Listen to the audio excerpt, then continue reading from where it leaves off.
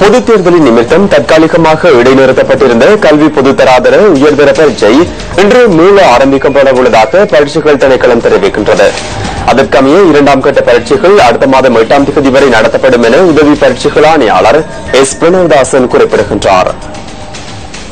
கடந்த பொதுத் தேர்தலின் போது இடைநிறுத்தப்பட்டுள்ள காப்போட்டா உயர் பரீட்சையின் 2ஆம் கட்ட பரீட்சைகள் இன்று ஆரம்பமாகின்றது. செப்டம்பர் மாதம் 8ஆம் தேதி வரை பரீட்சைகள் நடத்தக்கூடிய ஏற்பாடுகள் பூர்த்தி செய்யப்பட்டன. இந்த பரீட்சைகள் ஏற்கனவே திட்டமிட்டவாறு மொத்தமாக 309,069 மாணவர்கள் இந்த பரீட்சையில் தோற்றுகின்றார்கள். 1ஆம் கட்ட பரீட்சையின் போதும் ஒரு சில மாணவர்களிடமிருந்து கையக தொலைபேசி கைப்பற்றப்பட்டுள்ளது. ஆகவே மாணவர்கள் பரீட்சை நிலையத்துக்கு செல்லும் பொழுது இந்த கையக தொலைபேசியை கொண்டு செல்வதை தவிர்க்குமாறு கேட்டுக் கொள்கின்றோம்.